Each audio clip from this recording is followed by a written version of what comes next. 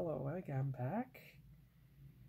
Oh, look, I think I have 16 minutes of footage, so if I play my cards right, I'll be able to apply all 6 remaining unpainted but gloss-coated decals.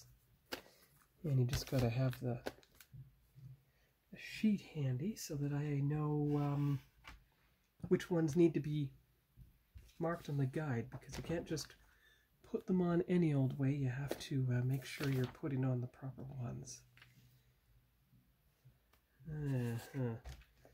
So here, which was the main one that was the problem, is decal number, what is that?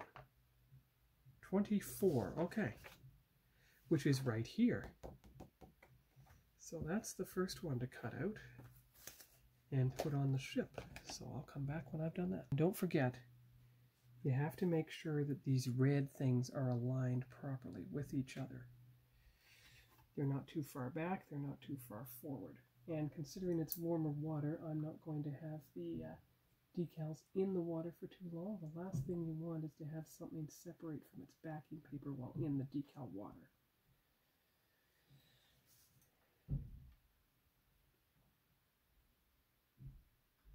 Because I've had that happen before, and you have to take the decal paper, lift it up off the bottom of the water, bring it up to the decal itself, and then try to get it back on its backing paper so you don't have the decal piece wrinkle all over the place and prevent you from applying it successfully. So we'll just see how successful I am here, and I've already put some on camera, so I don't have to do that. Alright, have to blot out the first piece with toilet paper. I'm using the red to make sure it aligns correctly. So now you go to the next smallest section, which is this one. But you've got to make sure that you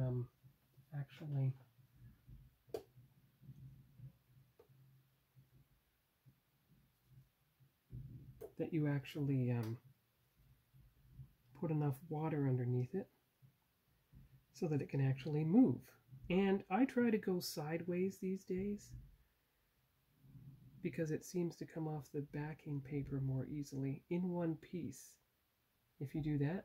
And now that the gloss coat has been put in place, it doesn't wrinkle. It in fact lays out properly, and you can then get it off the backing paper without it tearing. And you can also ease the whole decal off the backing paper for the most part first before you do anything else. Kind of like that. And I'll show you what the wedge is like when I've fully applied it. Okay, so I successfully applied the decal. It's plain gray like the other ones. You'll probably be able to see it better in this lighting scheme. See, it's not painted, nor will the one be on here or any of the other 4 that I'm going to apply. And I'm beginning to wonder, would it be easier for me to apply the decals if the overhead light is off for the time being? That would be a very interesting notion if that were true. It's a bit hard for me to see, but not as hard as I imagined, so maybe that will be the right thing to do. Now, of course, you're not going to be putting on the decal that was right beside the one I recently applied. I would want to put on decal number, oh dear, I do need the light. That says 23, so there is a 23 right beside it. So you can put that decal in place and everything will be fine. So I'll be back when I've done that. Okay, so as you can see from the guide, decal 23 is applied. And you can see it on the ship here. Actually, let's get it into better view. Let's try that. There, that's better, without the light in the way. Now that's another one that's completely unpainted, so the next decal will be over the newly scribed hatch, which should be decal 23 again. a different 23, but since they all look the same, you can pick out any old 23 and put it right here, and then you'll do the remaining 3. So I'll be back when that one's on, one at a time. All right, there's the decal applied there, which is decal 23 here. So now I'm going to have to warm up the water again so you don't risk any tearing. Huh. Well, I guess I have a bit more room. I mean, I have 16 minutes worth of room here, so... Yeah, I do like it better without the decal being painted, so about half of the bottom saucer will be unpainted decals. This and this are replacements for the decals that messed up, and then these are 2 ones that have never been put down before. So you have 1, 2, 3, 4, 5 unpainted in a whole sequence. And you'll have 2 unpainted here, and then the rest is virtually painted. That's going to be pretty good. Now let's see if the decal 23 is ready. Another thing with the unpainted decals, they're not going to have the orangish yellow tint that the blue puts on the decal. Although if you don't use iridescent blue, you won't get the blue color to show up at all. But I'm going to try experimenting with the softest possible touch on decals like that. And on the bottom of the nacelle, where you'll hardly see it in the first place, just like it's on the bottom of the saucer. So it could be on the bottom of the star drive hull as well, because I believe I have actually painted the bottom of the star drive hull already with a couple of colors, so I might have no choice but to... Now this one's going to go off the decal sheet sideways because it seems to be the safer course of action. Now what I am learning is you don't want to have it overhang too much, or you get something folding up on itself and you won't be able to get it to lie flat and you'll lose some of the pattern. So far so good. Remember, in a couple days when the rest of these decals are dry, I am going to have to take them off their sheet. Now, you got to compare it to this one. The little man, which is there, is good. The little man fits in that spot. That blank spot right there. Yes. Good. See? You can see how that one is a bit crooked. Yeah, he is. I don't know what I can do about that. I don't know if this one here, right here, can be re-moistened to straighten it out, or if you just have to accept it as it is. Hard to see. No, I don't think. Okay, so that one's going to be a bit crooked. But this one, so far, it seems to be doing well. Oh, wait a minute. Oh, does it want to come up a bit? I guess it does.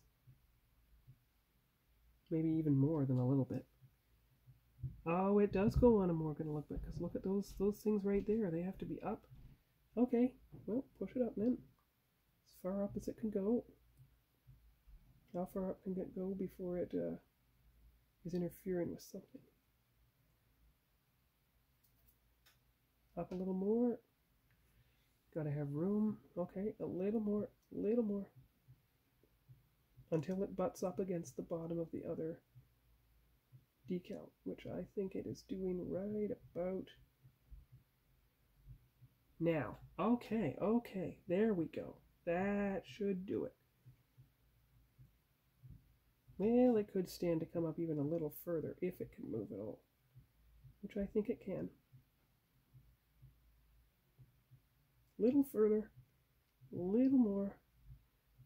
There, that's about as much as I dare do. Okay, good. So you're going to have to use the drying Q-tip from now on and put on the final piece, but of course use the moist Q-tip right in here. And dip this in the warm water again, because that seems to be what's needed to make it work. And I must say I'm going to enjoy having a whole bunch of decals that are not painted, because actually it looks a bit less messy. Now you just have to do this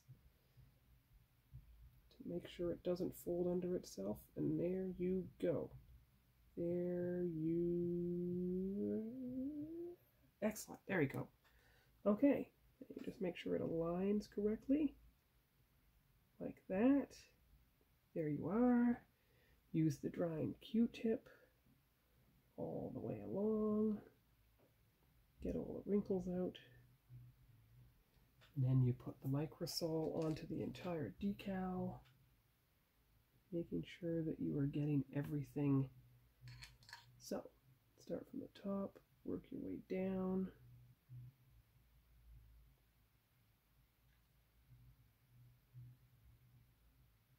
Oh yeah, I do like that better.